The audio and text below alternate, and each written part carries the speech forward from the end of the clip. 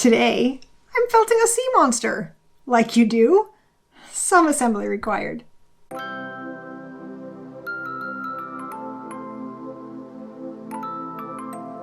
I was drawing at the kitchen table the other day, trying to see if anything in here wanted to become a thing, I guess. And for some reason, this sea monster really appealed to me. So here we go. I will start my little sea monster by making the basic shapes with some mill waste. I'll roll the wool into the shapes I need.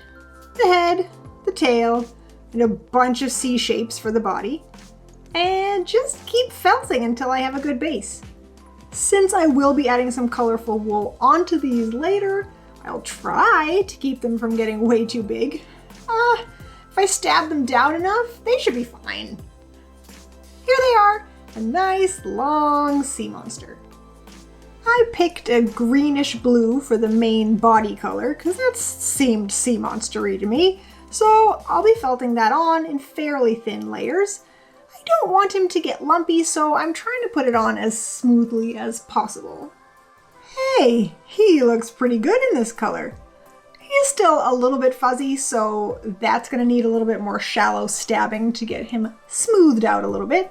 But I also need to add a little extra wool at the bottom of each segment so that all of the edges sit a little more flush with the surface of the table.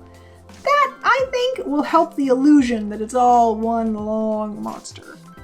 To make each end flatter, I'm making a little strip of wool that I can wrap around the edge to eliminate any of that roundness at the bottom.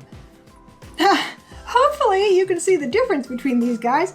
The one on the left is still round and wobbly, but the one on the right is a little more stable, and you can almost imagine that it continues down into the table. I found it helpful to hold the piece with the edges flat on the table and gently poke around to felt that strip on. You do have to be a little bit careful not to jab your needle into the table, because that would not be pretty.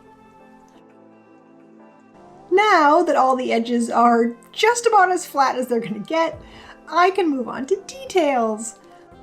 I'm planning to use the light blue here to make little dots, kind of like light shining off his scales, and the purple will be for little bumpy spikes down his back. First, I will give all the little sections the spots.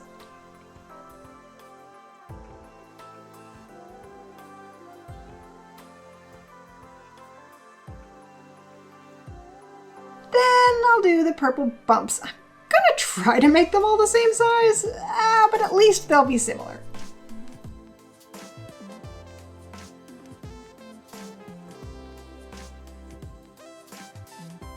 And finally, little dude is gonna need some eyes. I'm going to keep them small and simple. I don't think that anything big and sparkly would be an improvement. I kind of like that he looks like a quick doodle, a quick sketch. Oh boy, I like him a lot.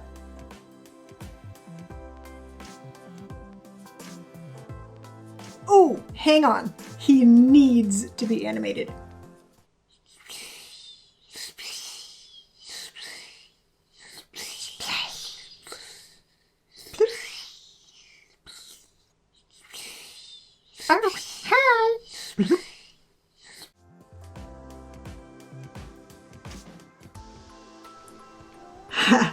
I think that he is really cute. I really like the way he came out.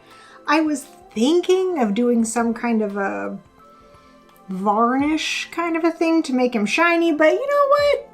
He's felt. He shouldn't be shiny. I think he looks cute the way he is, but I was thinking about it to kind of keep the fuzz down. This wool ended up being a little bit fuzzy, but that's okay. So, I hope that you enjoyed this video. I really enjoyed making it. If you did, feel free to give it a thumbs up. If you like this kind of video and you are not subscribed yet, you can do that right underneath the video and click the all notifications bell so you don't miss anything.